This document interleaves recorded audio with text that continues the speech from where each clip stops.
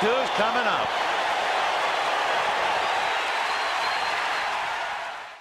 So now I hear, this is like in the 8th inning, I hear a sound from down the tunnel where there's a batting cage. So I walk down to investigate, and there is Gibson with a ball boy who is putting balls on a tee, and he's hitting balls off the tee, and he's grunting in pain with each swing. And it's at that point that I get on the IFB to Mike Weissman and John Filippelli in the truck, and I say, let Vin and Joe know that Gibson has put his uniform on. He's taking practice swings. I don't know what that means, but I guess he could pinch hit. He answered the demands until he was physically unable to start tonight with 2 bad legs. To go get his uniform, and in the TV room, I'm watching him put his uniform on. He goes down the hall with Mitch and I, and he's putting a ball on a tee, and he's trying to take practice swings to see if he can hit and actually stand up. Well, he was adjusting his swing and adjusting his stance the whole time, and after the first couple balls, he could barely even pick up the ball to put it back on the tee to see if he could swing. So I started doing that for him, and Mitch and I hung out with him. Well, all of a sudden he says he can hit, and he sends Mitch Poole, a clubhouse guy, downstairs to Tommy Lasorda on the dugout, and Mitch won't go because he's nervous. He's like, I'm not going onto a World Series bench. Tell Tommy Lasorda that Kirk Gibson, and Gibby's like, you go do it.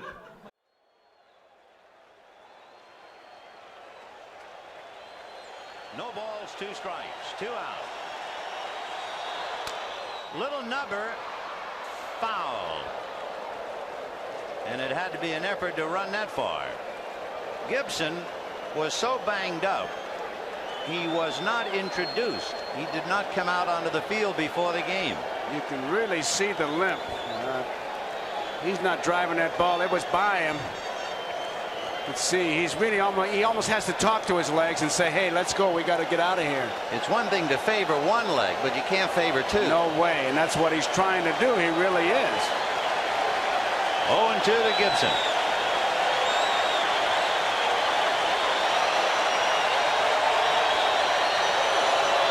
Ball 1. And a throw down to first. Davis just did get back. Good play by Ron Hasse using Gibson as a screen. He took a shot at the runner, and Mike Davis didn't see it for that split second, and that made it close. A lot of times what you do, you'll give a sign to the first baseman, say, now be there. They call it now be there play. If I get the ball, I'm going to throw it. 14 fastballs in a row. That's all he's been throwing. There goes Davis, and it's fouled away. So Mike Davis, who had stolen 7 out of 10 and carrying the tying run, was on the move. They wanted to give Gibson a good shot at it with 2 strikes, but with the 2 strikes, Davis a threat, as we said, because the blue pit will score that big run.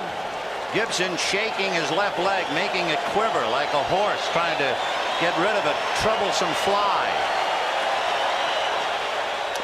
2-2.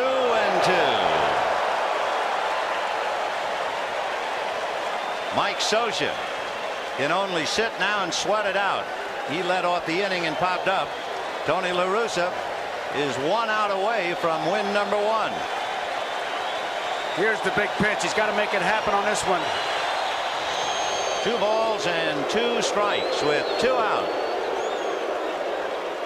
Those extra steps that Davis will get if the count goes to 3-2 are very big. So Hasse and Eckersley want that pitch of decision right here.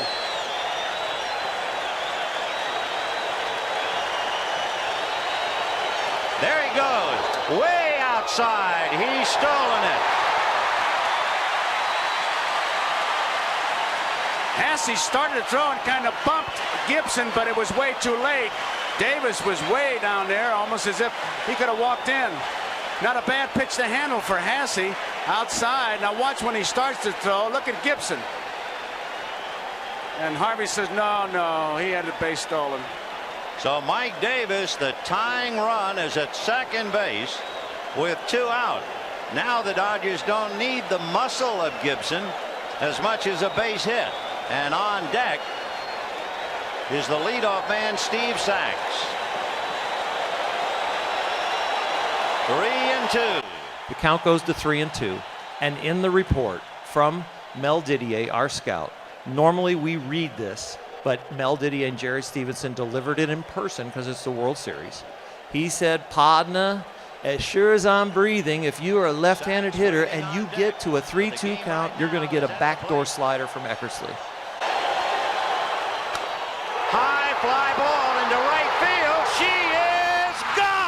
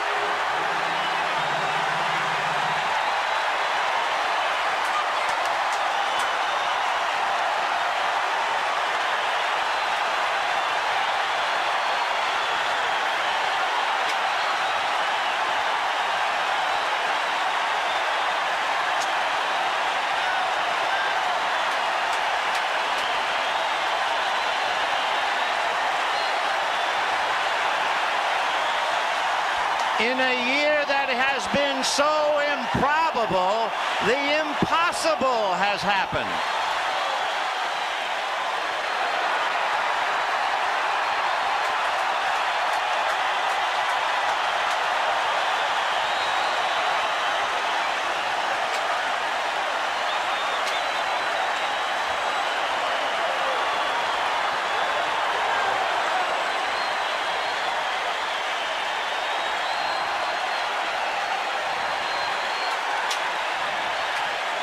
And now the only question was, could he make it around the base paths unassisted?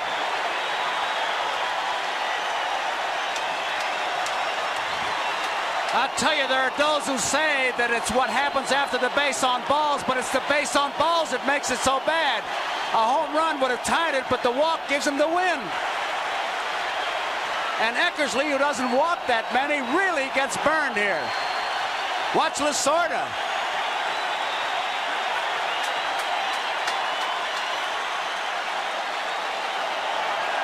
You know, I said it once before, a few days ago, that Kirk Gibson was not the most valuable player, that the most valuable player for the Dodgers was Tinkerbell. But tonight, I think Tinkerbell backed off for Kirk Gibson. And look at Eckersley, shocked to his toes.